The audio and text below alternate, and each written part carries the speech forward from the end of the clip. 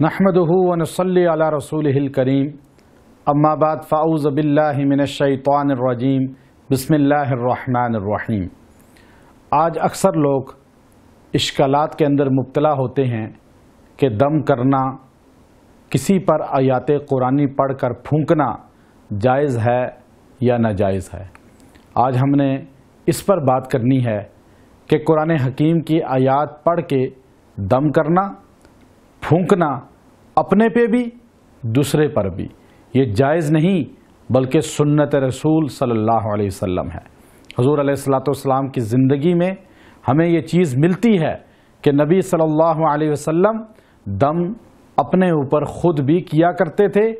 और सहाबा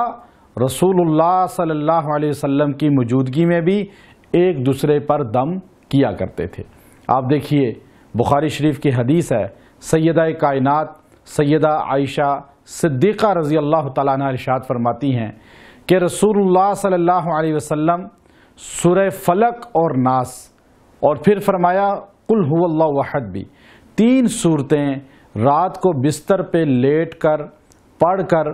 अपने ऊपर दम करते थे। इस तरह कि ये तीन सूरतें कुरान हकीम की जो आखिरी हैं, ये पढ़ने के बाद अपनी हाथों पर दम करते थे और हाथों को पूरे जिस्म पर फेर लेते थे, यहाँ तक कि चेहरा अतहर पर भी हाथों को फेरा करते थे। सैयदा आयशा सिद्दीक़ा रज़ी अल्लाह अन्हा रवायत करती हैं कि मरज़ुल वफ़ात में जब रसूलुल्लाह सल्लल्लाहु अलैहि वसल्लम की कैफियत बहुत ज़्यादा कमज़ोरी की हो गई तो उस वक़्त अल्लाह के रसूल सल्लल्लाहु अलैहि वसल्लम पढ़ नहीं पाते थे, तो सैयदा आयशा सिद्दीक़ा रज़ी अल्लाह तआला अन्हा खुद ये तीन सूरतें पढ़कर हजूर अक़दस सल्लल्लाहु अलैहि वसल्लम के हाथ मुबारक पर फूंकती थी और हजूर सल्लल्लाहु अलैहि वसल्लम के हाथ मुबारक आप सल्लल्लाहु अलैहि वसल्लम के पूरे जिस्म पर आप फेर लेती थी और आप फरमाती हैं, मैं हजूर की बॉडी पे, हजूर के जिस्म पे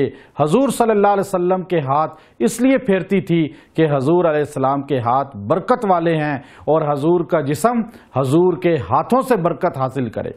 पता ये चला जब नबी सल्लल्लाहु अलैहि वसल्लम तीन सूरतें कुरान की आखिरी हिफाजत के लिए, शर से बचने के लिए, शैतान से बचने के लिए, चूँकि जादू रसूलुल्लाह सल्लल्लाहु अलैहि वसल्लम पर खुद हुआ,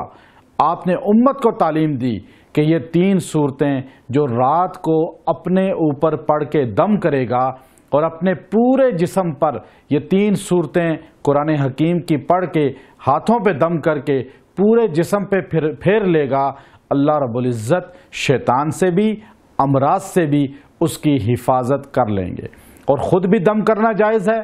और दूसरों को दम करना। सैयदा कायनात आयशा सिद्दीक़ा रज़ी अल्लाह तआला अन्हा ने हजूर सल्लल्लाहु अलैहि वसल्लम को दम किया। पता ये चला अपने पे दम करना भी सुन्नत है और दूसरे को दम करना भी सुन्नत है, लेकिन शर्त ये है कि दम में आयात कुरानी होनी चाहिए, इधर उधर के अल्फाज नहीं होने चाहिए। हमारे पास लोग आते हैं इलाज के लिए, लेकिन अल्हम्दुलिल्लाह हम इलाज के लिए सिर्फ अल्लाह के कुरान की आयात का सहारा लेते हैं। हमें इलाज के लिए इधर उधर के अल्फाज, शिरकिया अल्फाज और वो अल्फाज जिनका मानी मालूम ना हो, जिसमें गैरुल्लाह की निदा हो, गैरुल्लाह से मदद मांगी गई हो, गैरुल्लाह की तारीफ़ हो, और उन अल्फाज को अगर इंसान दम के लिए इस्तेमाल करेगा तो वो शरन जायज़ नहीं होगा, वो नाजायज़ होगा। इसलिए कि आयात कुरानी इनको अपने ऊपर फूंकना भी सुन्नत है और दूसरे को दम करना भी